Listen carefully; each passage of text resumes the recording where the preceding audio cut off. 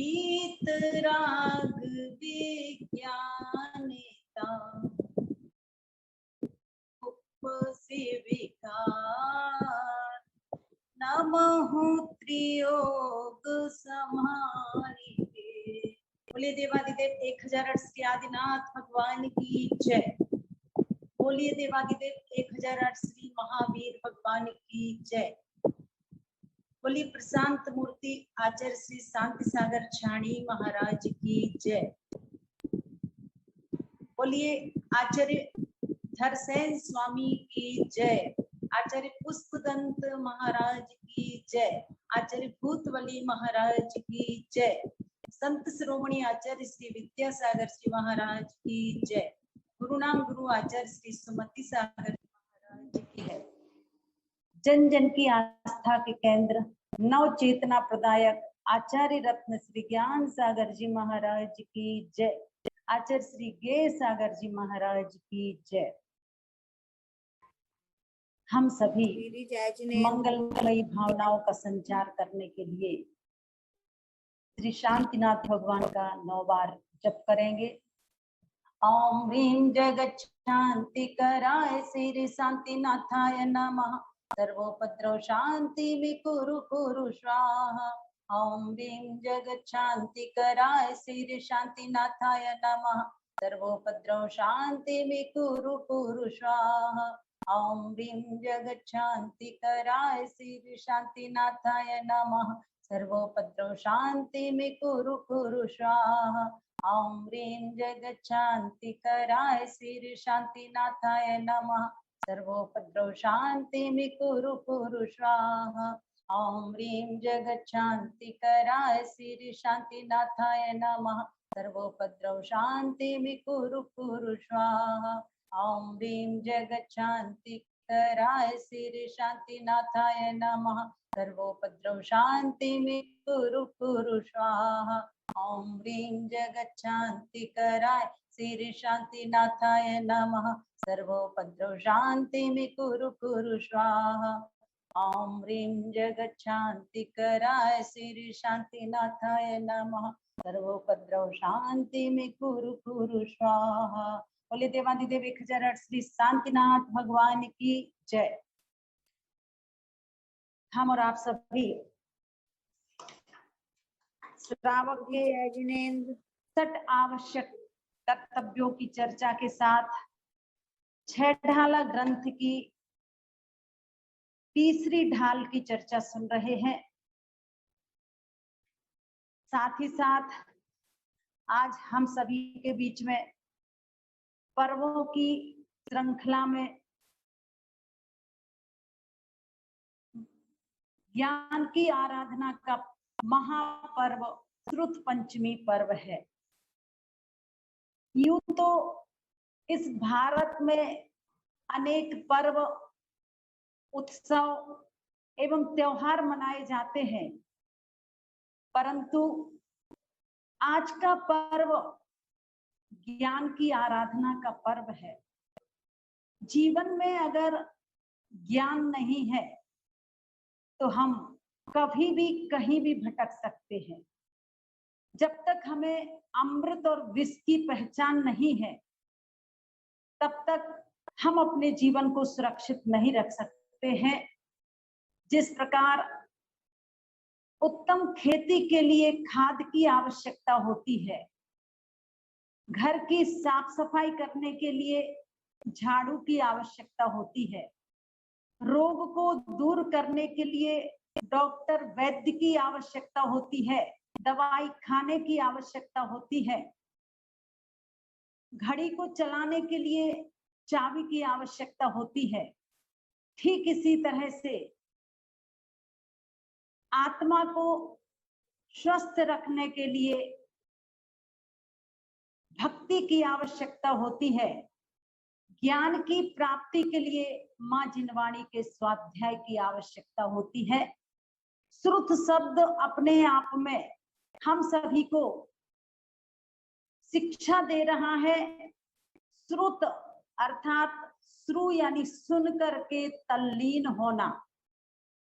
श्रुत शब्द का अर्थ सुनना वैसे, पर शब्दों की दृष्टि से देखा जाए तो श्रुत शब्द का अर्थ है श्रु अर्थात सुनकर, तत्ता अर्थात तल्लीन होना, और उल्टा देखा जाए तो ता अर्थात तल्लीन होकर के श्रु अर्थात सुनना। देखिए, सुनकर तल्लीन होना और सुनकर मतलब सुन करके तल्लीन होना और तल्लीन होकर के सुनना, इसमें बहुत अंतर है। सुनकर तल्लीन होने वाले लोग तो बहुत कम मिलेंगे। जो माँ जिनवाणी का पठन पाठन करते हैं और उसके पश्चात जीवन में आचरण की तरफ कदम बढ़ाते हैं, क्योंकि अकेले मात्र ज्ञान प्राप्त कर लेने से जीवन का कल्याण नहीं होगा। ज्ञान के साथ साथ हमारे जीवन में आचरण भी होना चाहिए। महात्मा गांधी ने भी कहा है, मन भर ज्ञान की अपेक्षा कण भर आचरण श्रेष्ठ है। जिस तरह से अकेले मात्र पुस्तकों की या स्कूल की चर्चा करने से हमें ज्ञान की उपलब्धि नहीं होती है, धन की चर्चा करने से तिजोरी नहीं भरती है, रोटी की चर्चा करने से पेट की क्षुधा दूर नहीं होती है। उसके लिए हमें वास्तव में भोजन करना होगा, तभी हमारे पेट की क्षुधा समाप्त होगी। स्कूल में जाकर के पढ़ना होगा, तभी हमारे जीवन में ज्ञान का विकास होगा। और व्यापार के लिए मेहनत करनी होगी, तब जाकर के आपकी तिजोरी भरेगी। तो अकेले मात्र चर्चा करने से किसी का पेट आज तक नहीं भरा। कल से आप लोग यही करना, श्री भोजनाय नमः, श्री भोजनाय नमः, श्री भोजनाय नमः, ऐसी माला फेर लेना, तो क्या किसी का पेट भर जाएगा? नहीं भरेगा। अकेले मात्र भोजनाय नमः, भोजनाय नमः, भोजनाय नमः ऐसा बोलने से पेट नहीं भरेगा। उसके लिए क्या करना पड़ेगा? आपको अपने जीवन में रसोई घर में जाकर के सारा का सारा पुरुषार्थ करना पड़ेगा, तब जाकर के आपकी रसोई तैयार होगी। और तैयार तो हो गई, पर अगर आप भोजन नहीं करोगे तो आपके क्षुधा की तृप्ति होने वाली नहीं है।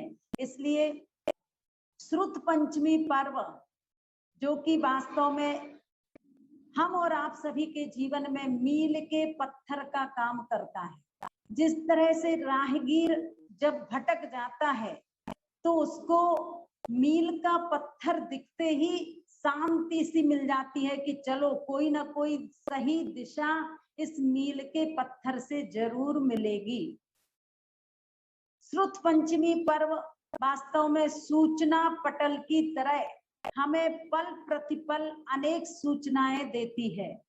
श्रुत के माध्यम से ही हमें ये ज्ञान होता है कि हमने चारों गतियों में कैसे कैसे कष्ट सहन किए हैं, हमने किस तरह से कर्मों का बंध किया है, हमारे भाव किस तरह से कभी ऊपर कभी नीचे हो जाया करते हैं।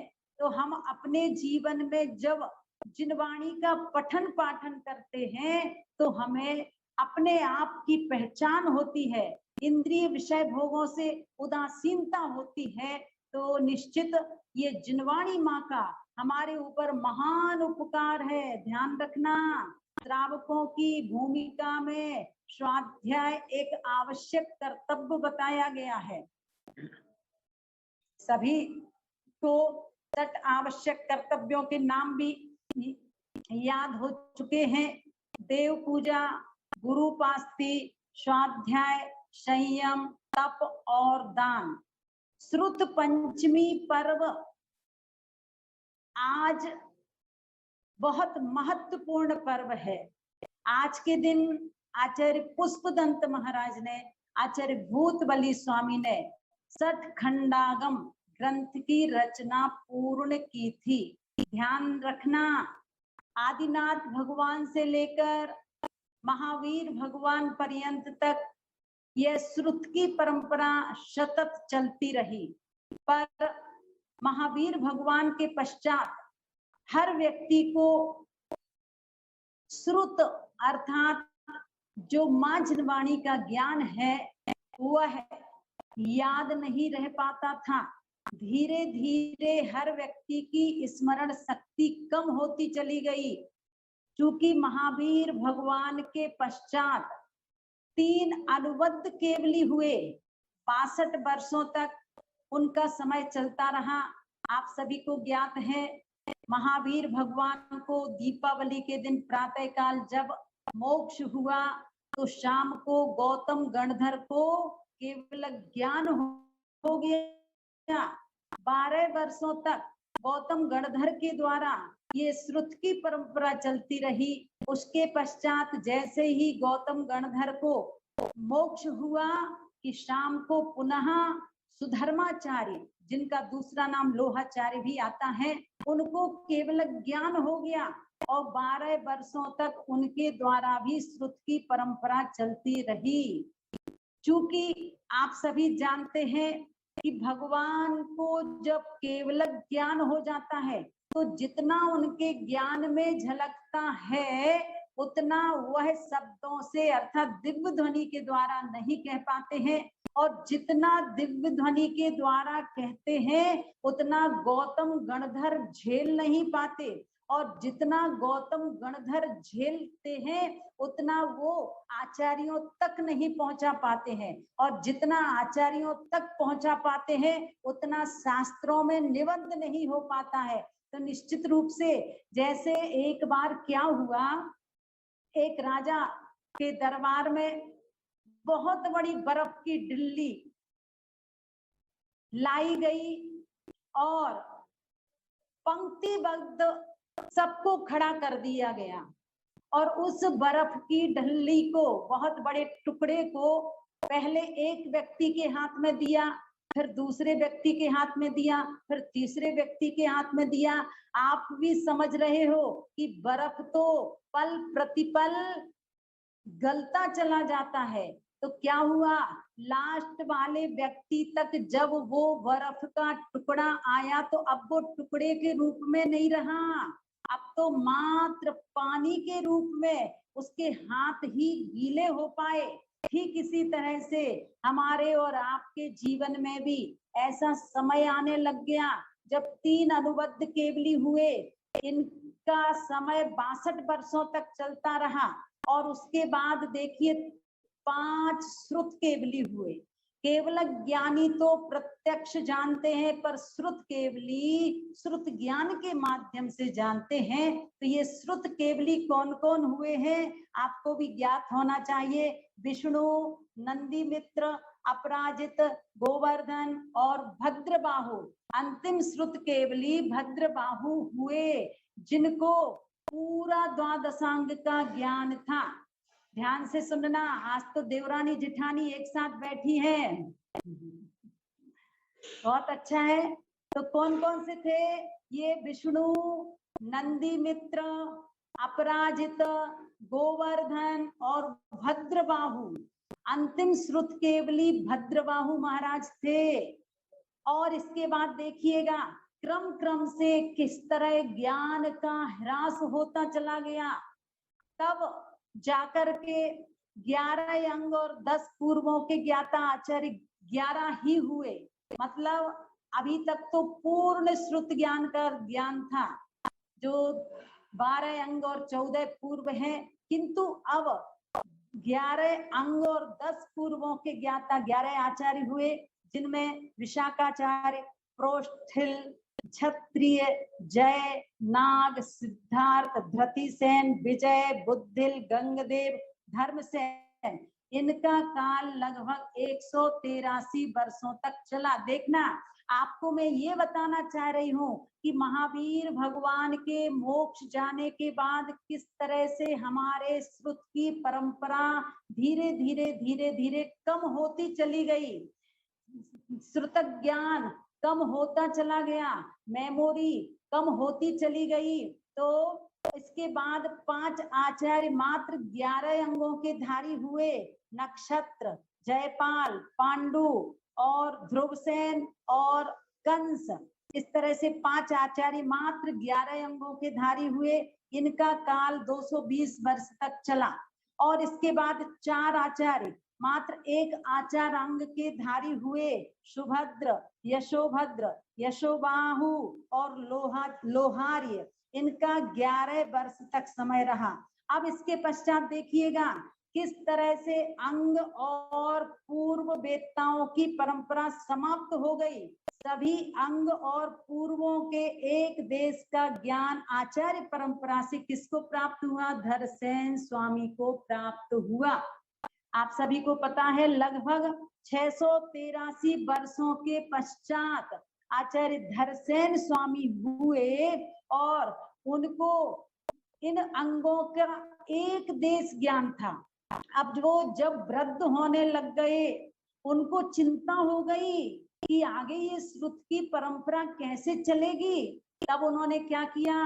जो गिरनार पर्वत की चंद्र गुफा में रहा करते थे, निवास किया करते थे, तो उनको चिंता जब हुई तब उन्होंने महिमा नगरी में आचार्य अर्हत बलि के सानिध्य में एक यति सम्मेलन हो रहा था। पहले यह व्यवस्थाएं थी कि 5 साल में सभी आचार्य साधु एक साथ मिलते थे। युग प्रतिक्रमण की व्यवस्थाएं थी। किसी को जो महान बड़े आचार्य होते थे वह सभी को आदेश देते थे, निर्देश देते थे और उसकी परिपालना करना सबका कर्तव्य होता था। अब आज वर्तमान में इस तरह की परंपराएं बहुत कम देखने को मिल रही हैं। तो क्या हुआ था?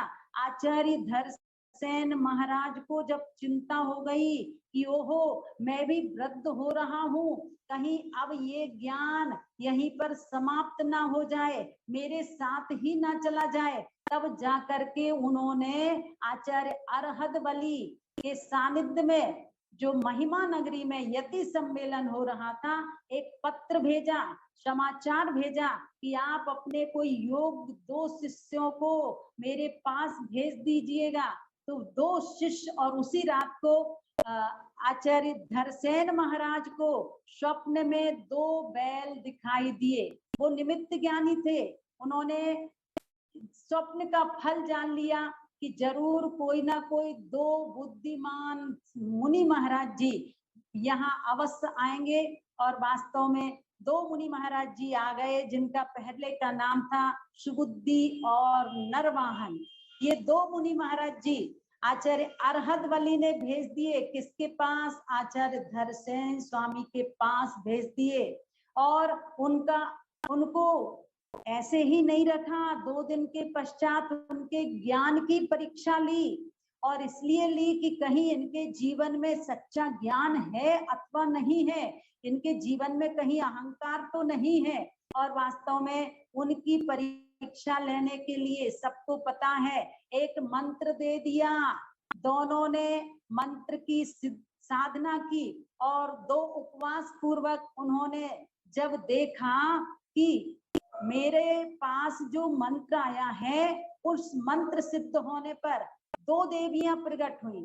एक देवी प्रकट हुई जो एक कान से रहित थी, एक आंख से रहित थी, और दूसरी देवी के दांतों की मतलब बाहर की तरफ निकला हुआ था। तो नरवाहन और सुबुद्धि मुनिराज समझ जाते हैं कि हो ना हो इस मंत्र में कहीं ना कहीं किसी ना किसी तरह की मिस्टेक है। फिर उन्होंने मंत्र को देखा बड़े गौर से, और जिसके एक कानी देवी प्रकट हुई थी, उन्होंने समझ लिया था कि वास्तव में इसमें एक मंत्र कम रह गया है। और उन्होंने जब इस मंत्र की पूर्ति की तो दूसरी देवी प्रकट होती है जो कि आंखों से अच्छी थी, क्योंकि देवियां कभी भी ना एक आंख से अंधे होते हैं और ना उनके शरीर की रचना में कोई विकृति होती है। तो फिर से जब इन्होंने उस मंत्र का संशोधन किया तो वह देवियां आकर के सही रूप में बोलती हैं कि बताइए क्या चाहिए है आपको। तब नरवाहन और सुबुद्धि मुनिराज ने कहा मुझे कुछ नहीं चाहिए, ये तो गुरु महाराज ने हमारी बुद्धि की परीक्षा करने के लिए इस तरह का मंत्र दिया था। तब उनके नाम क्रम से पुष्पदंत और भूतबली रखा गया। तो निश्चित रूप से आचार्य पुष्पदंत भूतबली महाराज ने सबसे पहले नमोकार मंत्र को मंगलाचरण के रूप में सठखंडागम ग्रंथ में लिपिबद्ध किया था। महान उपकार है आज उन सभी आचार्यों का कि उन्होंने हमारे जीवन के लिए माँ जिनवाणी को निबद्ध किया। अगर उस समय ये माँ जिनवाणी निबद्ध नहीं होती तो हमें आज माँ जिनवाणी का दर्शन करने का सौभाग्य भी नहीं मिलता। आज साक्षात हमारे बीच में तीर्थंकर परमेष्ठी का अभाव है। भरत ऐरावत क्षेत्र में विदेश क्षेत्र हम ऐसे जा नहीं सकते हैं और गुरु महाराज का समागम हमें हर समय अपने नगरों में प्राप्त नहीं हो पाता है। बस एक माँ जिनवाणी ऐसी है जिसका समागम हमें हर समय प्राप्त रहता है। पर क्या करें, हमारे पास समय नहीं है। मोबाइल देखने के लिए पूरा पूरा समय है। व्हाट्सएप पर आप कई घंटों बैठे रहते हो, फेसबुक खोल लिया करते हो, लैपटॉप चला लिया करते हो। पर अगर आपसे कहा जाए कि माँ जिनवाणी का पठन पाठन कीजिए तो आप कहोगे हमारे पास समय नहीं है।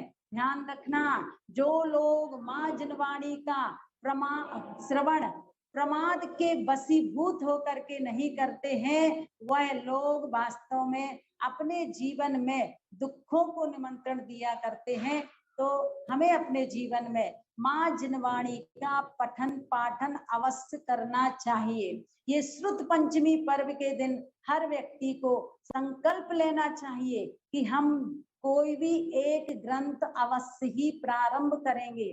जो लोग स्वाध्याय नहीं करते हो वह आज से भले ही 5 मिनट पढ़ें, अवश्य ही कोई ना कोई बहुत बड़ा ग्रंथ नहीं पढ़ सकते हो तो छोटे छोटे ग्रंथ आप पढ़ सकते हैं। श्रेणिक चरित्र है, प्रद्युम्न चरित्र है, जीवंदर चरित्र है, सुकौशल चरित्र है। अन्यथा एक बार हर व्यक्ति को पद्म पुराण जरूर पढ़ना चाहिए। एक ग्रंथ और है शांति पथ प्रदर्शन, श्री जिनेन्द्र जी वर्णी के द्वारा लिखित है। प्रारंभिक क्षणों में आपको लगेगा कि इसकी भाषा कैसी है, पर जब आप पढ़ने लग जाओगे तो उसका एक चैप्टर जब तक पूरा नहीं हो जाएगा तब तक आपका मन छोड़ने का नहीं होगा। इसलिए एक बार जीवन में शांति पथ प्रदर्शन, वास्तव में उन्होंने अंदर अंदर यात्रा करने की बात की है कि हमने बाहर की यात्रा तो अब तक बहुत की है, पर एक बार अब हमें अंदर की यात्रा करना है। जिन व्यक्तियों की अंदर की यात्रा प्रारंभ हो जाती है उनको फिर बाहर की दुनिया से कुछ लेना देना नहीं होता है। आज आप जिस तरह से प्रातः काल उठते ही न्यूज़पेपर देख करके दुनिया की खोज खबर कर लेते हो, वैसे ही माँ जिनवाणी का पठन पाठन करके हमें अपनी आत्मा की खोज करनी है, आत्मा की खबर लेनी है कि हमारी आत्मा किस तरह से कर्मों का बंद कर रही है, कैसे कैसे भटक रही है, कैसे कैसे कष्टों को सहन कर रही है। तो निश्चित रूप से हमें अपने जीवन में श्रुत पंचमी पर्व के दिन एक संकल्प लेना है कि हम मंदिर में जाकर के भले ही पूजा ना कर पाए, ध्यान से सुन लेना ये बात, मंदिर में जाकर के पूजा ना कर पाए तो कोई बात नहीं, पर श्रुत पंचमी पर्व जब हमारे बीच में आने का होता है तो उससे कई दिन पहले से, मैंने एक बार भोपाल में देखा था जब पूज्य गुरुदेव वहां पर थे, बहुत अच्छा लगा था मुझे वो दृश्य देख करके। बहुत सारी महिलाएं मिलकर के चौक के मंदिर की धर्मशाला में एक साथ बैठ करके माँ जिनवाणी का कवर चढ़ा रही थी। कोई जो पुस्तक के पृष्ठ फटे हुए थे उनको बाका बहुत अच्छी तरह से चिपका रही थी, फिर उस जिनवाणी पर बाइंडिंग आदि करके उस पर कवर चढ़ा करके नाम लिख करके और व्यवस्थित तरीके से जमा रही थी। तब मैंने उनसे पूछा तो उन लोगों ने कहा दीदी ये हम लोगों का हर साल का क्रम है कि माँ जिनवाणी का यह आराधना का समय आने से पूर्व हम लोग जिनवाणी पर बहुत अच्छी तरह से उनका ध्यान रखते हैं और उनके लिए जितनी विनय हो सकती है उतनी विनय करते हैं। मुझे लगता है आप लोग भी कल जब मंदिर जाओगे और मंदिर में ऐसी कोई जिनवाणियां रखी हो जिनके पृष्ठ फट रहे हो, बाहर की तरफ निकल रहे हो, तो उनमें से आप चाहे तो 5 जिनवाणी को, आप चाहे तो 10 जिनवाणी को, आप चाहे तो 2 जिनवाणी को, और अगर इतनी भी नहीं तो कम से कम 1 जिनवाणी अपने घर में ला करके व्यवस्थित करके और फिर दूसरे दिन या जब भी आपका कार्य हो जाए तो उसको विनय के साथ माँ जिनवाणी को अलमारी में विराजमान कराना। और अगर आपके पास पूजन करने के लिए है, आप जब जिनवाणी पूजन मतलब कोई भी पुस्तक निकालते हो और आपकी दृष्टि चली गई है कि माँ जिनवाणी जिस अलमारी में विराजमान रहती है वो तो बड़ी अस्त व्यस्त दिखाई दे रही है, तो कम से कम 1 खंड व्यवस्थित जमा करके आ जाया करो। भले ही आप वहां बैठ करके पूजा नहीं कर रही हो तो कोई बात नहीं, ये भी माँ जिनवाणी की पूर्ण रूप से विनय करना वही उनकी पूजन है। तो निश्चित रूप से हमें माँ जिनवाणी का आज से संकल्प लेना है। जो लोग स्वाध्याय नहीं करते, मैं ये सबसे अच्छा माध्यम है माँ जिनवाणी का स्वाध्याय हैं, उनकी असंख्यात गुणी कर्मों की निर्जरा होती है। आचार्यों ने कहा है कि विनय पूर्वक जो पढ़ता है उसका ज्ञान का उतना ही अधिक विकास होता है। पहले भी मैंने बताया था कि माँ जिनवाणी का जब भी अध्ययन करो सर्वप्रथम मंगलाचरण किया करो, उससे पहले 9 बार नमोकार मंत्र पढ़ना और 9 बार नमोकार मंत्र पढ़ने के बाद मंगलाचरण करना और फिर जहां पर आपका विषय छूटा है वहां से शुरू करना। कभी भी जिनवाणी के पुस्तकों को मोड़ना नहीं, कभी भी जिनवाणी के पन्नों में थूक लगाकर पलटना नहीं, नाभि से नीचे के अंगों से स्पर्शित होने देना नहीं, पुस्तक को कभी उल्टा रखना नहीं, पुस्तक के ऊपर मोबाइल, चश्मा कवर, मंदिर की चावल की डिब्बी आदि रखना नहीं, रूमाल आदि रखना नहीं। ये माँ जिनवाणी है और इसकी जितनी विनय आप करोगे, एक अक्षर का ज्ञान भी हमें जिनके माध्यम से मिलता है वह वास्तव में हमारे जीवन में गुरु का काम कर दिया करते हैं। जिस तरह से अंधकार को दूर करने के लिए एक दीपक ही काफी होता है, एक चिराग काफी होता है, वैसे ही हमारे जीवन में चाहे एक अक्षर का कोई ज्ञान दे चाहे बहुत सारा ज्ञान दे, वह हमारे जीवन में दीपक जैसे काम किया करते हैं। तो आप सभी जानते हो धवला, जय धवला, महाधवला, ये सभी हमारे आचार्यों के द्वारा लिखित टीकाएं हैं। और आचार्य 6 खंड आप लोग याद कर लीजिए जिसे सठखंडागम सठखंडागम कहते हैं। तो सठखंडागम के 6 खंड आप लोग नोट कर लेना। सबसे पहला खंड है सत प्ररूपणा। सठखंडागम के 6 खंडों के नाम आप लिख लीजिएगा।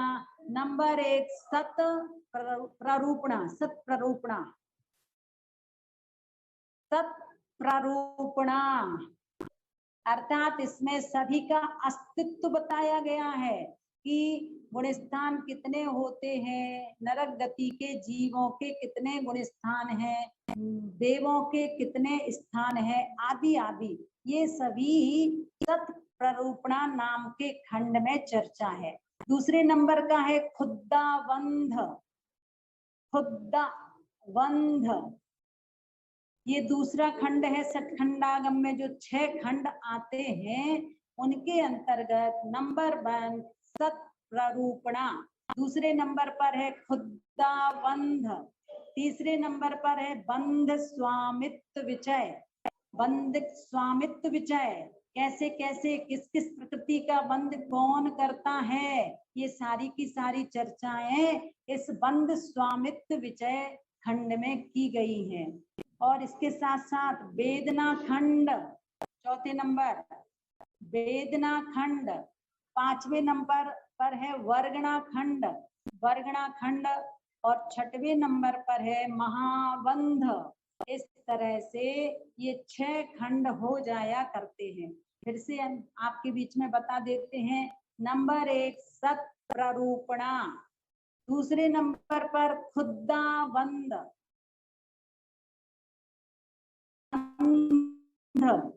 तीसरे नंबर पर है बंध स्वामित्व विचय, बंध स्वामित्व विचय, चौथे नंबर पर है वेदना खंड, पांचवें नंबर पर है वर्गणा खंड, और छठवें नंबर का खंड है महाबंध, महाबंध। तो देखिए इस तरह से ये 6 खंडागम के 6 खंड बताए गए हैं। जिनवाणी वास्तव में संसार से पार लगाने वाली है, इसलिए थोड़ा थोड़ा स्वाध्याय करो, रुचि जगाइए, जिससे हमारी दिशा और दशा सुधर जाएगी। आपको ये भी पता है 2 प्रकार की माँ होती है। एक माँ तो आप सभी जो अपने बच्चों को रोली सुला सुला कर सुलाती हो, रोली सुना सुना कर सुलाती हो, पर एक माँ जिनवाणी माँ ऐसी है जो लोरियां गा गा कर जगाने का काम करती है। आचार्य कुंद कुंद महाराज की माँ बचपन में उनको लोरियां सुनाती थी, और कौन सी लोरियां, आप जैसी लोरियां नहीं सुनाती थी कि सो जा भूत आ जाएगा, और इस तरह से भय से युक्त संस्कार नहीं दिए उन्होंने।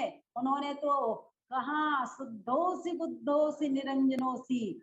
जब वो पालने में झुलाती थी तो ये लोरियां गाती थी, शुद्धोसी बुद्धोसी निरंजनोसी संसार माया परिवर्जनोसी, यानी कि तू शुद्ध है, बुद्ध है, संसार की माया ये तो सब छोड़ने योग्य है। ऐसी उन लोरियों का क्या संस्कार हुआ, क्योंकि बचपन में डाले गए संस्कार बचपन में काम आते हैं। तो आचार्य कुंद कुंद स्वामी जी के जीवन में क्या फलित हुआ सबको पता है। इन्होंने पूर्व भाव में एक शास्त्र भेंट किया था मुनिराज के घरों में, और उस शास्त्र भेंट का ये परिणाम हुआ कि वह आज वर्तमान में आचार्य कुंद कुंद स्वामी के नाम से प्रसिद्ध हुए, जिन्होंने बहुत से ग्रंथों की रचना की।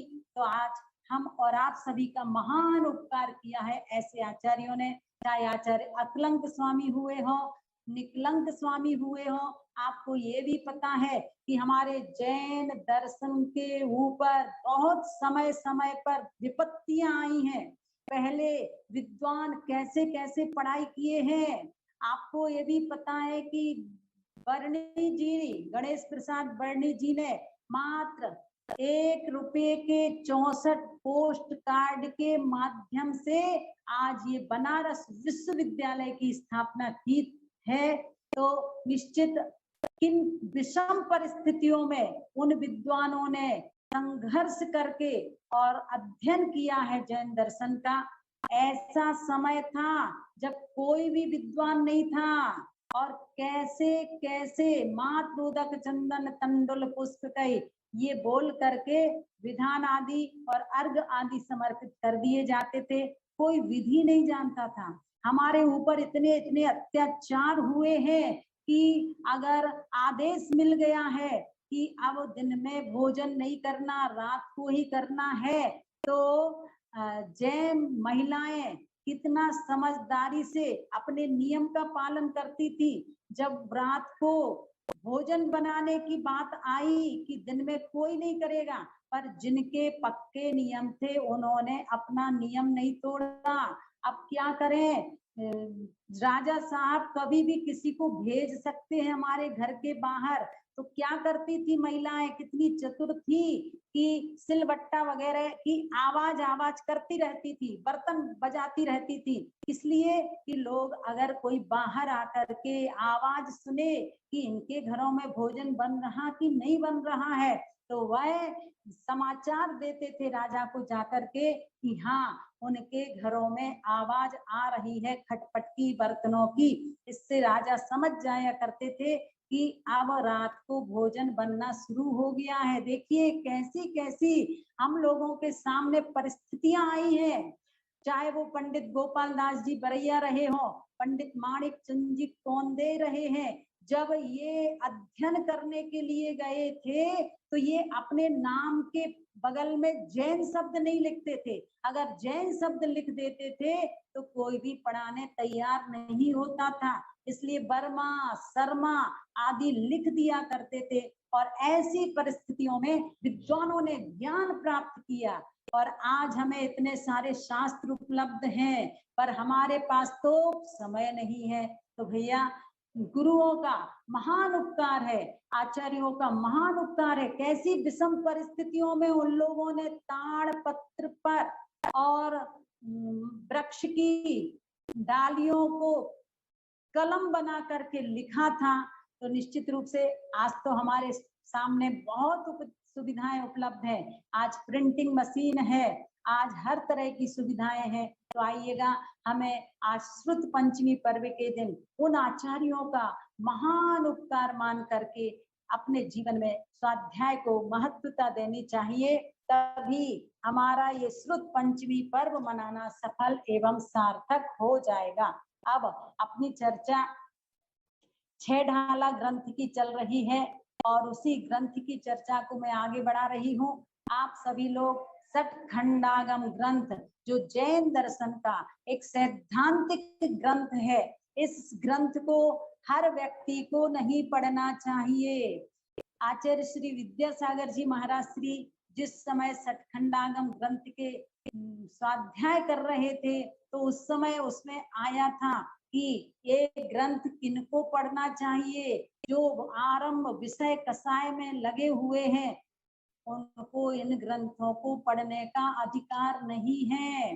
शुद्ध वस्त्र पहन करके आरिका माता जी आदि और तिलक जी, छुल्लक जी, मुनि महाराज जी आदि ही इन ग्रंथों का अध्ययन कर सकते हैं। और शेष व्यक्तियों के लिए आचार्य नेमिचंद्र स्वामी ने क्या किया है, गौमठ सार, कर्मकांड आदि आदि ग्रंथों की रचना की है।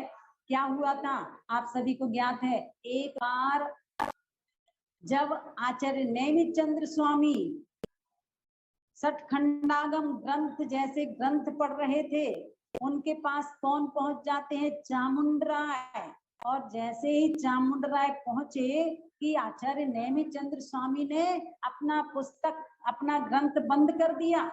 अब चामुंडराय के मन में आया कि मेरे आते ही और इन्होंने पुस्तक बंद क्यों कर दी है। उन्होंने विनय पूर्वक पूछा, हे पूज्य गुरुदेव क्या बात है, हमारे आते ही आपने इस पुस्तक को बंद क्यों कर दिया है।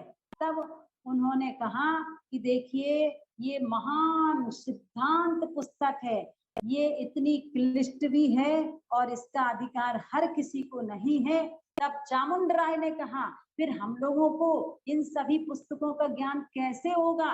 तो चामुंडराय के प्रश्न के बस जब सामने बात आई तो आचार्य नेमिचंद्र स्वामी ने चामुंडराय के निमित्त से जीव कांड, कर्म कांड जैसे ग्रंथों की रचना की थी, जिसका अध्ययन हम और आप सभी कर सकते हैं। तो वास्तव में महान उपकार है हमारे ऊपर उन आचार्यों का। आचार्य अकलंक स्वामी, निकलंक स्वामी, जिनके जीवन की क्या विशेषता थी आप सभी को ज्ञात है। आचार्य अकलंक को एक बार सुनने में याद होता था और निकलंक स्वामी को 2 बार सुनने में। तो जिस समय विरोधी लोग को ये पता लग गया कि हमारे यहाँ कोई ना कोई जैन 2 छात्र अध्ययन कर रहे हैं, तो उनका जब पता लग गया तो उन दोनों को मौत के घाट उतारने का आदेश दे दिया गया था। पर आचार्य अकलंक और निकलंक में से निकलंक ने धर्म की रक्षा के खातिर अपने प्राण समर्पित कर दिए और आचार्य अकलंक स्वामी का महान उपकार है जो उन्होंने इस श्रुत की परंपरा को अविच्छिन्न रूप से आगे बढ़ाया है। बहुत सारे आचार्यों का महान योगदान है इस श्रुत की परंपरा में। तो आइएगा हम और आप सभी अब 6 ढाला ग्रंथ की तरफ चलते हैं। आज से आप लोग स्वाध्याय प्रारंभ कीजिए और जब तक किसी उस ग्रंथ का या कोई भी पुस्तक जो आपको किसी के प्रवचन की अच्छी लगे तो वो भी आप पढ़ सकते हो। प्रथमान योग, करणान योग, चरणान योग आदि आदि ग्रंथों का आप स्वाध्याय कीजिए। जिनको रत्नकरण श्रावकाचार पढ़ना है वो रत्नकरण श्रावकाचार में पढ़ सकते हैं। सुख कहाँ, शांति पद प्रदर्शन या पदम पुराण, प्रद्युम्न चरित्र, सैनिक चरित्र आदि आदि ग्रंथों का स्वाध्याय आप करें तो आपको बहुत अच्छा रहेगा और ज्ञान की प्राप्ति भी होती है। अब अपन चलते हैं पंडित दौलत राम जी के पास। प्रथम ढाल में उन्होंने चारों गतियों के दुखों की चर्चा बताई है। बहुत लंबे समय से आप सभी के बीच में प्रथम ढाल का सारांश बताया जा रहा है। अब तो मुझे लगता है सबको बिल्कुल पक्की याद हो गई होगी। आज मैं आपसे एक एक गति का वर्णन पूछ सकती हूँ कि त्रियंच गति में किस तरह से इस जीव को कष्ट भोगना पड़े, फिर नरक गति में किस तरह के कष्टों को भोगना पड़ा, मनुष्य गति में किस तरह के कष्टों को भोगना पड़ा और देव गति में किस तरह के कष्टों को भोगना पड़ा। और उसके पश्चात दूसरी ढाल में 7 तत्वों की भूल, अनादि काल से 7 तत्वों के प्रति जो विपरीत श्रद्धा इस मिथ्या दृष्टि जीव की है, जिसको अग्रहित मिथ्या दर्शन कहते हैं, तो उनके प्रति भी आपने चर्चा सुनी है। उसके बाद ग्रहित मिथ्या दर्शन, इसमें 3 कुगुरु, कुदेव, कुधर्म, इस तरह से ये इनके माध्यम से हमारी श्रद्धा विपरीत हो जाया करती है, तो ग्रहित मिथ्या दर्शन। अब इसके बाद आपने सुना था अग्रहित मिथ्या ज्ञान और ग्रहित मिथ्या ज्ञान। अग्रहित मिथ्या ज्ञान का मतलब क्या हुआ? 7 तत्वों के प्रति अनादिकाल से जो विपरीत ज्ञान है वो अग्रहित मिथ्या ज्ञान है। और ग्रहित मिथ्या ज्ञान किसे कहा था? जो ग्रंथ विषय कसायों का पोषण करने वाले हैं, एकांतवाद से दूषित है, रागी द्वेषी मोही जनों के द्वारा लिखित हैं, ऐसे ग्रंथों को पढ़ना ग्रहित मिथ्या ज्ञान है। ऐसे ही आपको बताया था अग्रहित मिथ्या चारित्र, अर्थात अनादिकाल से विषय भोगों के प्रति हमारी जो रुचि है, हम विषय भोगों को छोड़ नहीं पा रहे हैं, ये अग्रहित मिथ्या चारित्र है। और ग्रहित मिथ्या चारित्र किसे कहा था? जिनको वास्तव में शरीर अलग है, आत्मा अलग है, ऐसा ज्ञान नहीं है और ख्याति, पूजा, लाभ की भावना से अनेक तरह के खोटे तप करते हैं, इस शरीर को छीण करने वाले, ऐसे उनको अग्रहित मिथ्या चारित्र कहा गया था।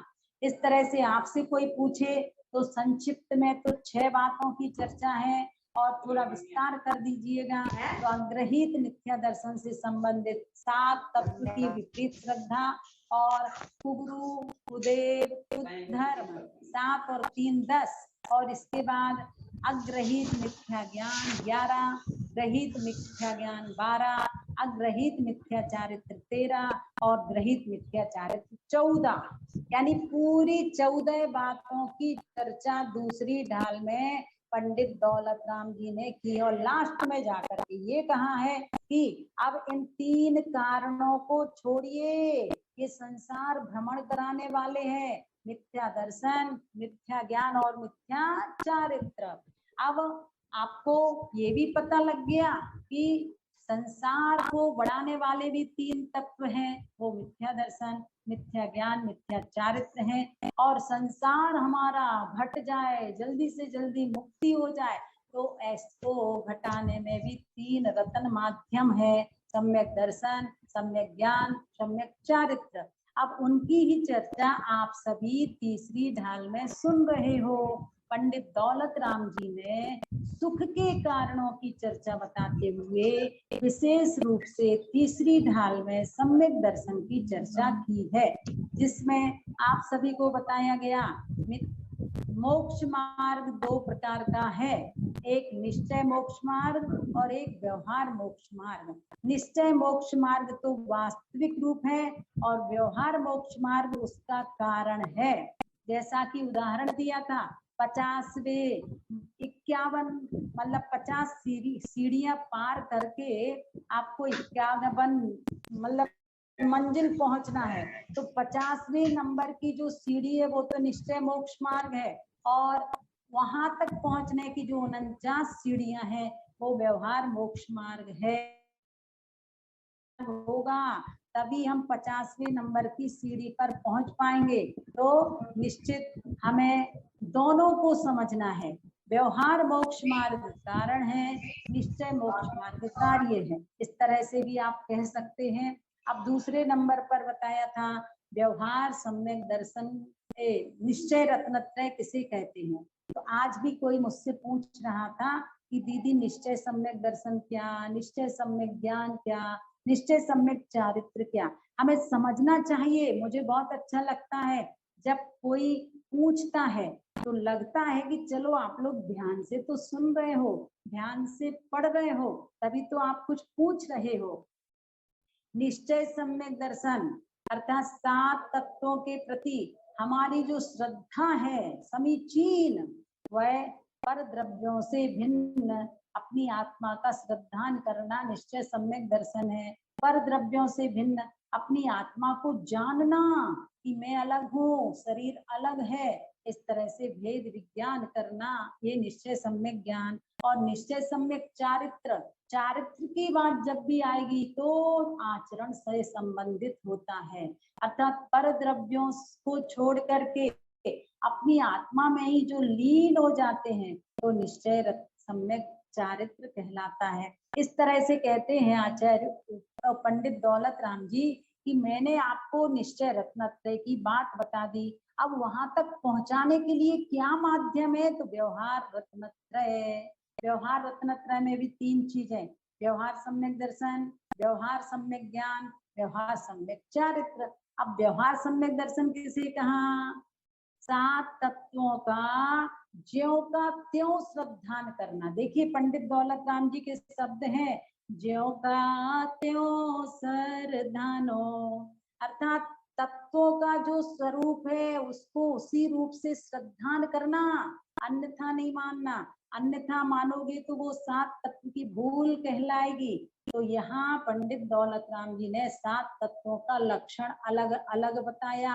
जीव तत्व किसे कहा, जो वास्तव में जानने देखने वाला है, जिसके अंदर चेतना शक्ति है, वो जीव है। और पुद्गल किसे कहते हैं, जिसमें स्पर्श रस गंध वर्ण पाया जाता है, जो पूर्ण गलन स्वभाव से युक्त है, उसको पुद्गल कहते हैं। तो जीव और अजीव मूल में 2 तत्व हैं, 2 द्रव्य हैं, 2 पदार्थ हैं, 2 अस्तिकाएं हैं। फिर इन्हीं का विस्तार कर दो तो 6 द्रव्य, 7 तत्व, 9 पदार्थ, 5 अस्तिकाएं हो जाया करते हैं। इस संसार रूपी रंगमंच पर 2 ही हीरो हैं, एक जीव और एक अजीव।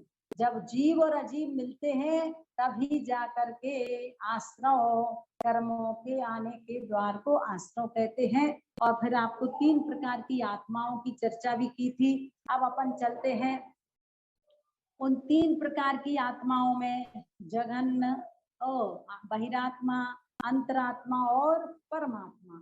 इस तरह से ये सारा विषय दोहरा दिया गया है।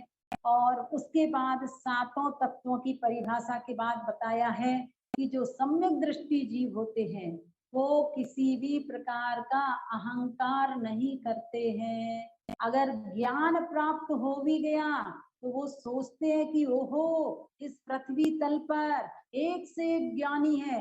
और ध्यान रखना, जब तक केवल ज्ञान नहीं हो जाता है तब तक हम और आप सभी छद्मस्त कहलाते हैं। 12वें गुण स्थान तक के सभी जीव छद्मस्त कहलाते हैं। अहंकार मत करना।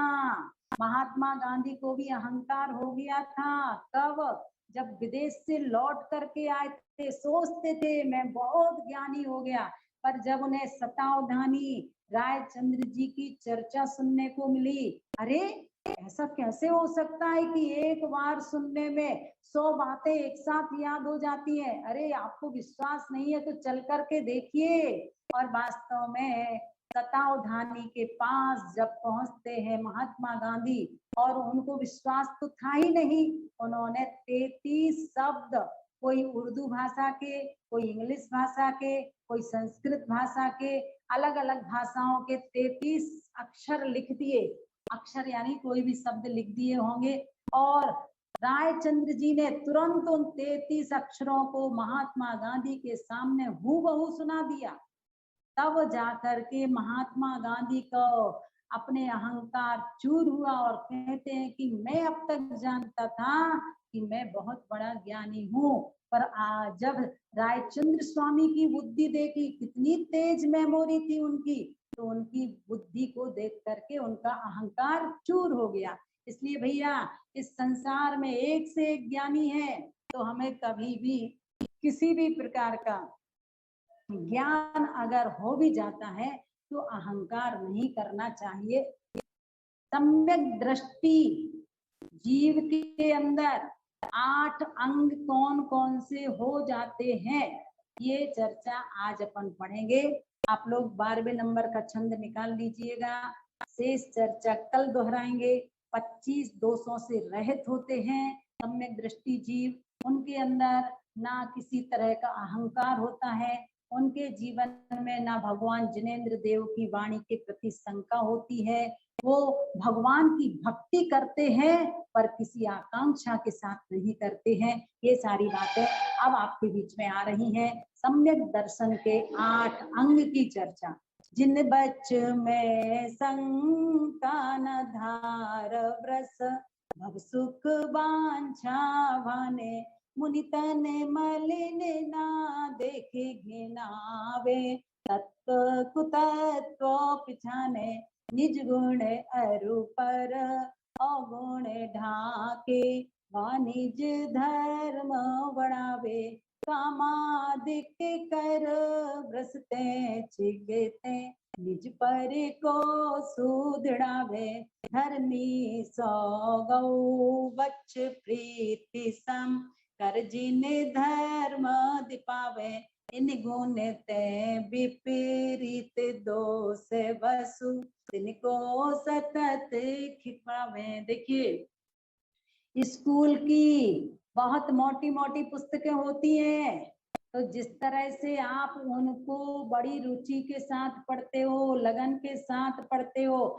ऐसे ही धर्म की पुस्तकों को भी बड़े रुचि के साथ पढ़ो, लगन के साथ पढ़ो, तभी तो आपका ज्ञान का विकास होगा। और आप ये सोचो अरे बहुत कठिन विषय आ गया, अब हमें नहीं पढ़ना, तो स्कूल में भी अगर ऐसा सोच लोगे तो फिर LKG की कक्षा में ही बने रहोगे, पहली दूसरी कक्षा में ही बने रहोगे। तो नहीं, हमें जिस तरह स्कूल की पढ़ाई में सभी तरह के सब्जेक्ट होते हैं, उनको हम बड़ी लगन और रुचि के साथ पढ़ते हैं। अगर स्कूल में समझ में नहीं आया तो ट्यूशन के माध्यम से पढ़ते हैं। ऐसे ही हमें माँ जिनवाणी का सतत स्वाध्याय कीजिएगा। जब भी समय मिले जिनवाणी उठा करके बैठ जाइएगा। अरे दीदी क्या बात कर रही हो, कौन से समय की बात कर रही हो, अब तो मोबाइल का समय आ गया है। जब भी खाली होते हैं बस हमारा साथी हमारा साथ देता है, वो है मोबाइल। और मोबाइल में व्हाट्सएप पर पहुंच जाओ, किसने क्या मैसेज भेजा, अच्छा लगता है तो रहने देते हो, और बुरा लगता है या उचित नहीं लगता उतना अच्छा तो आप डिलीट कर देते हो। तो वास्तव में हमारे जीवन में एक जो स्वाध्याय के प्रति लगन होनी चाहिए, रुचि होनी चाहिए, वो रुचि कम होती जा रही है। आप सुनिएगा, 8 अंगों की चर्चा और सम्यक दृष्टि जीव के अंदर ये 8 अंग हो जाते हैं, आ जाते हैं, कुछ भी कह लीजिए। तो अपने अपने अंदर झांक करके देखना, क्या हम सम्यक दृष्टि हैं?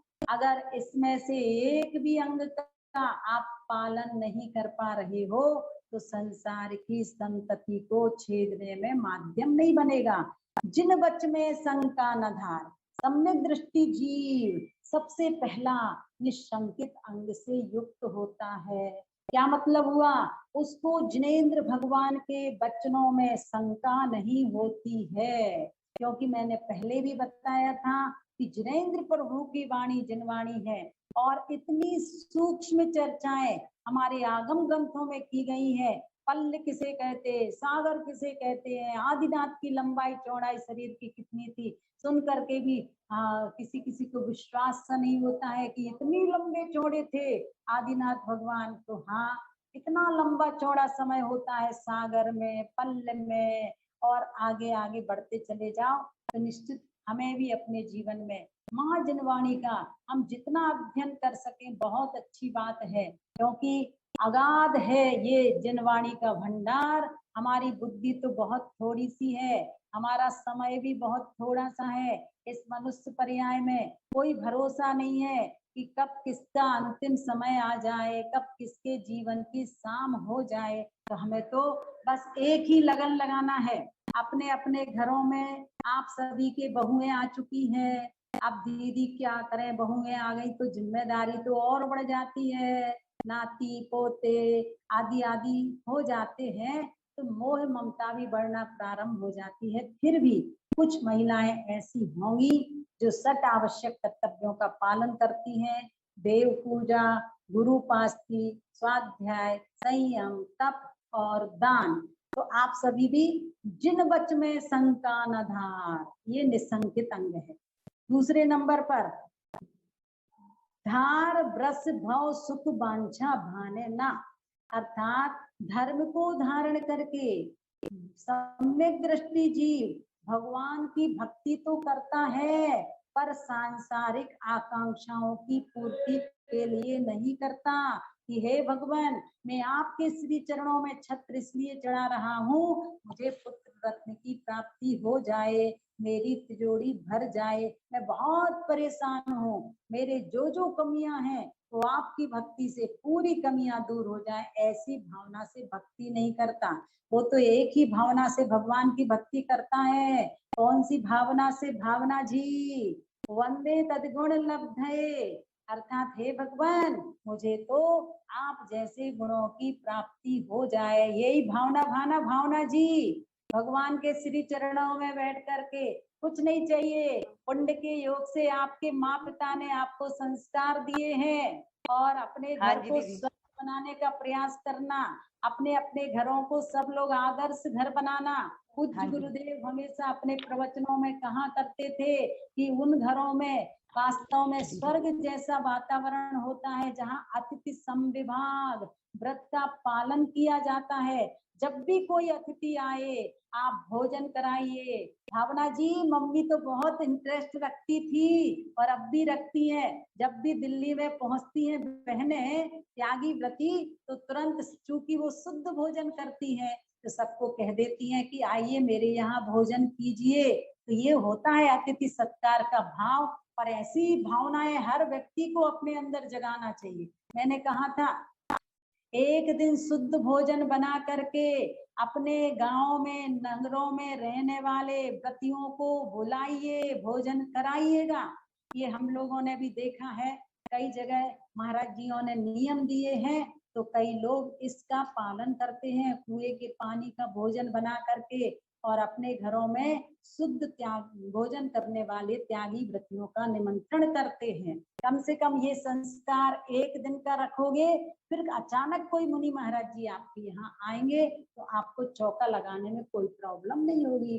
तो दूसरे नंबर का निकांक्षित अर्थात सम्यक दृष्टि जीव धर्म को धारण करके किसी भी तरह का क्या नहीं करता है, सांसारिक सुख की आकांक्षा नहीं करता। अब तीसरे नंबर पर है निर्विचिकित्सा अर्थात मुनितन मलिने ना देख घिनावे। देखिए मुनियों के मलिन शरीर को देख करके और इसके साथ साथ ले लेना कोई भी घृणित पदार्थ को देख करके सम्यक दृष्टि जीव घृणा नहीं करता। अब हम लोगों को तो जरा सी भी बदबू आती है तो हम लोग क्या कर लेते हैं, तुरंत रुमाल ढक लेते हैं नाक के ऊपर और थू थू थू थू करके जल्दी से आगे बढ़ने का प्रयास करते हैं। तो ये सम्यक दृष्टि जीव की पहचान है कि वो मलिन शरीर को देखकर किसी भी तरह के घृणित पदार्थ को देख करके ग्लानि नहीं करते हैं। निर्विचिकित्सा अंग। अब चौथे नंबर का अंग है तत्व कुतत्व पिछाने। सम्यक दृष्टि जीव के अंदर विवेक होता है। तत्व क्या है, कुतत्व क्या है, इसकी पहचान उसके अंदर होती है। तो वह तत्व कुतत्व में विवेक रखता है, उसके अंदर मूढ़ता नहीं होती है। अभी आपको बताया जाएगा इन अंगों में कौन कौन प्रसिद्ध हुआ है। इसमें रेवती रानी प्रसिद्ध हुई है। उनको कहा गया था अरे चलो 25वें तीर्थंकर आए हैं, तो रेवती रानी ने क्या कह दिया था, नहीं नहीं 25वां तीर्थंकर कोई नहीं हो सकता है, क्योंकि जैन दर्शन के अनुसार 24 ही तीर्थंकर होते हैं। तो उनके अंदर तत्व और कुतत्व के प्रति पहचान थी, अर्थात उनके जीवन में मूढ़ता नहीं थी। ये अमूढ़ दृष्टि अंग है। कामा निज गुण अरु पर अवगुण ढाके व निज धर्म बनावे। आइएगा अब 5वें नंबर का है उपगूहन अर्थात सम्यक दृष्टि जीव अपने गुणों को ढकता है। ध्यान से सुना, हम लोग उल्टा काम करते हैं, अपने गुणों की प्रशंसा करते हैं और दूसरों के दोषों को कहना शुरू कर देते हैं। पर सम्यक दृष्टि जीव निज गुण अरु पर अवगुण ढाके, अपने गुणों को ढकता है और दूसरों के अवगुणों को ढकता है। अगर किसी में कोई कमी नजर आ जाती है तो वो हमारे जैसे और आप जैसे एडवर्टाइज नहीं करता। जरा सा किसी की कमी पता तो लग जाए, फिर तो महिलाएं बहुत प्रसिद्ध हैं प्रचार प्रसार करने में। एक को पता लगती है, हजारों को तुरंत पता लग जाती। तो भैया हमें अपने जीवन में ऐसी आदत नहीं बनाना है। किसी की कमी नजर आई तो आपके पास अगर हिम्मत है आप जाइए, विनय आपके पद के अनुसार नहीं है, आपको ऐसा करना शोभा नहीं देता है और आप ऐसा कह सकते हो, ठीक नहीं कह सकते हो तो समाज के लोगों को जानकारी दो, जो अध्यक्ष मंत्री हैं उनसे कहिए, वो उनके गुरु तक समाचार भेजेंगे। ये तो हमारा कर्तव्य है। और अगर किसी की कोई कमी नजर आई और हम उनकी कमियों को एडवर्टाइज करने लग जाएं, प्रचार प्रसारित करने लग जाएं, तो ये वास्तव में सम्यक दृष्टि का लक्षण नहीं है। और क्या करता, वाणिज्य धर्म बढ़ावे। वह दूसरों के गुणों को देख करके अपने जीवन में गुणों को लाने का प्रयास करता है। और दूसरे की कमियां अगर नजर आ भी जाती है तो वो क्या सोचता है कि मेरे अंदर ये कमी ना आए। अगर मैं आरिका माता जी बनूंगी या मुनि महाराज बनूंगा तो मैं ऐसी गलती नहीं करूंगा, इस तरह का भाव रखता है। तो उपगूहन देखिए 5 अंग हो चुके हैं। नंबर 1 निसंकित अंग, दूसरे नंबर पर निकांक्षित अंग, तीसरे नंबर पर निर्विचिकित्सा अंग, चौथे नंबर पर अमूढ़ दृष्टि अंग, पांचवें नंबर पर उपगूहन अंग। और एक लाइन और है, कामादिक कर ब्रसते चिगते निज पर सो सुदराम। देखिए, कर्म का तीव्र उदय कब किसके कैसा आ जाए कुछ नहीं पता। मागनंदी मुनिराज कितने ज्ञानवान थे, पर कुंवर की लड़की पर ही मोहित हो गए। फिर बाद में उनको जब पता लगा, तब पश्चाताप आदि आदि किया। तो वास्तव में कब किसके परिणाम कैसे कर्ण के उदय से परिवर्तित हो जाए कुछ नहीं पता। आज हम दूसरों के प्रति कहते हैं उसने ऐसा कर लिया, उसने ऐसा कर लिया, क्या पता कल हमारा भी तीव्र कर्म का उदय आए और हम भी विचलित हो सकते हैं। इसलिए अगर कोई धर्म मार्ग से विचलित हो रहा हो तो उसको धर्म मार्ग पर स्थिर कर देना, समझाना, अरे कोई बात नहीं, घबराओ मत, मैं हूं तुम्हारा साथ देने वाला, ऐसे शब्दों का उस समय प्रयोग कीजिए। किसी भी तरह से वह धर्म के मार्ग में स्थिर हो जाए, ऐसा प्रयास करना, ये स्थितीकरण अंग है। अब वात्सल्य भाव कैसा रखना, निस्वार्थ। जैसे पंडित दौलत राम जी ने उदाहरण दिया है, धर्मी सो गो बच्च प्रीति सम, अर्थात जैसा धर्मात्माओं के प्रति कैसा भाव, गाय का अपने बछड़े के प्रति निस्वार्थ भाव होता है, ये भावना रखना वात्सल्य भाव है। अतः साधर्मियों को देख करके गदगद हो जाना, प्रसन्न हो जाना, उनके प्रति विनय की भावना रखना। कर जिन धर्म दिपावे, कहते हैं जिनेंद्र भगवान के धर्म की प्रभावना करना। और विस्तार फिर बताएंगे, इन गुण तय विपरीत, और अगर इन गुणों से विपरीत काम करोगे तो वो दोष कहलाएंगे, जो शंका, कांक्षा, विचिकित्सा आदि आदि, इनको सतत छिपावे, उनको परिपूर्ण नष्ट करना चाहिए। इस तरह से सम्यक दर्शन के 8 अंग की चर्चा आपने सुनी। अब आइएगा, रचना का समय हो चुका है। मैं सबसे पहले दीदी स्थितिकरण की वापस से बता दीजिए एक बार। पर्व है और प्रातःकाल आप सभी ने बहुत अच्छे तरीके से अपने अपने घरों में माँ जिनवाणी का जुलूस निकाला था। मुझे लगता है जिंदगी में पहली बार आप सभी ने अपने अपने घरों में कोरोना महामारी के काल की वजह से अपने अपने कोई भी हो, मैं किसी का नाम लेना नहीं चाहती हूँ, पर फिर भी एक छोटी सी बालिका नेहा बहन की बेटी होगी, मुझे लगता है बड़े अच्छे से मस्त हो करके, और सभी लोग, सबके सीन बहुत अच्छे नजर आ रहे थे। कोई भी, चाहे मुजफ्फरनगर वाले हो, चाहे दिल्ली वाले हो, आगरा वाले हो, कहीं के भी श्रद्धालु हो, बहुत अच्छा लग रहा था। आप सभी लोग वास्तव में साक्षात बहुत अच्छा परिणाम सामने आ रहा हो, तो अच्छा लगा। बहुत लगा दीदी। अब सबसे पहले मैं पूछना चाहती हूँ दीदी स्थितिकरण की परिभाषा बता दीजिए। हाँ, मतलब अगर कोई धर्म मार्ग से विचलित हो रहा हो तो उसको धर्म मार्ग पर स्थिर कर देना। अच्छा जी, अब बताइएगा रितु बहन, भगवान महावीर स्वामी के मोक्ष जाने के बाद, रितु बहन जुड़ी है क्या? ओ रितु बहन, हाँ रितु बहन जुड़ी हो तो बोलिएगा, उत्तर दीजिए, अन्यथा महावीर प्रसाद जी इस प्रश्न का उत्तर देंगे। 3 अनुबद्ध केवली कौन कौन से हैं? दीदी वंदना। हाँ जी, जय जय। सुधर्माचार्य से शुरू नहीं, पहले गौतम गणधर, गौतम स्वामी, हाँ गौतम स्वामी बाद सुधर्माचार्य, तीसरे नंबर जम्बू स्वामी, तीसरे नंबर के भाई जम्बू वो स्वामी, जम्बू स्वामी, अनुबद्ध स्वामी। जम्बू हाँ स्वामी। सुनिए, इन 3 अनुबद्ध स्वामी का समय कितना रहा, कितने समय तक चला? 62 वर्ष। हाँ, बहुत अच्छा, 60 वर्षों तक इनका समय चला। चलिएगा, अब उसके बाद कितने वर्षों के पश्चात आचार्य धरसेन स्वामी हुए? भावना जी, आप अपनी आवाज हामी। कितने वर्षों के दीदी पश्चात? 623 वर्ष के पश्चात। 83 अच्छा दीदी, ठीक है। हाँ जी, हाँ जी।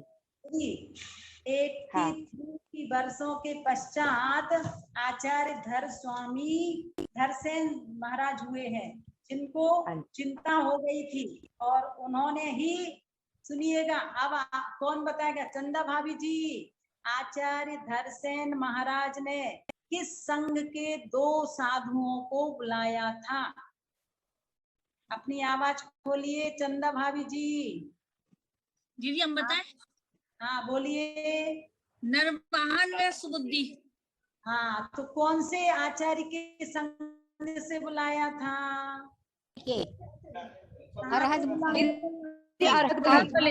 हाँ देखिए, सुनो सुनो, सब लोग एक साथ मत बोलिए, जिससे पूछा जाए वो ही प्रश्न का उत्तर दें। अब मैं जानना चाहती हूँ कि आचार्य धरसेन महाराज ने इन दोनों की परीक्षा कैसे की थी? किरण जी, आप उत्तर दीजिएगा, आवाज खोलिएगा, आवाज हाँ बोलिएगा, कैसे उत्तर? दीदी मंत्र का जाप करके। हाँ, मंत्र दिया था, उसका जाप करने से 2 देवियां प्रकट हुई थी। हाँ। और उन देवी से दीदी वो मंत्र में कुछ कमी थी, जिसके कारण देवी आंख से एक आंख नहीं थी और एक के मुंह में दांत बाहर थे। उन्होंने उसकी पूर्ति की, जिससे कि वो देवियां सही बहुत अच्छा।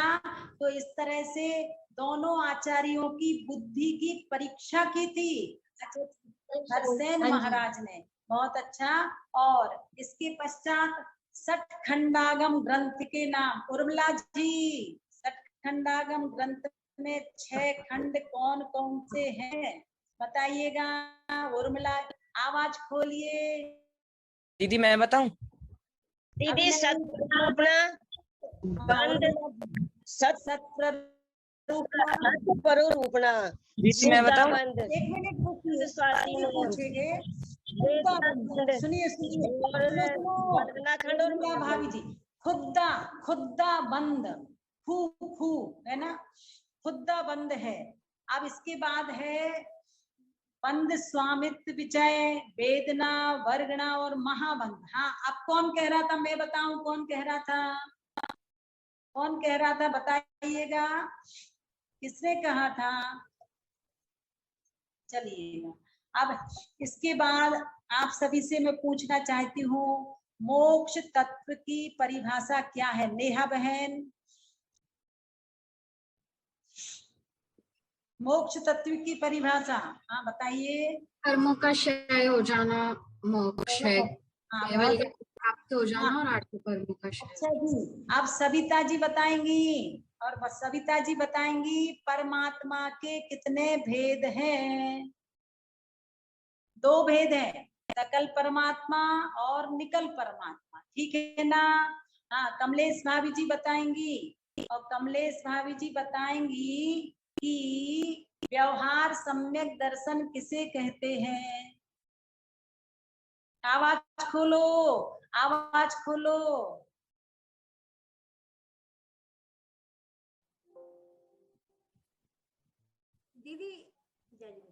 दीदी हम बताएं? हाँ, नहीं उनको ही बताने दो। दीदी जैसे 50 सीढ़ी है, 49वीं सीढ़ी, 49वीं सीढ़ी चढ़ते हैं। अभी हम निश्चय मोक्ष मार्ग नहीं पूछ रहे, ना व्यवहार मोक्ष मार्ग, ये नहीं पूछ रहे। आपसे क्या पूछ रहे? व्यवहार सम्यक दर्शन। अभी तो दीदी मैं बताऊं? दीदी मैं बताऊं? रुको, आपसे भी पूछेंगे।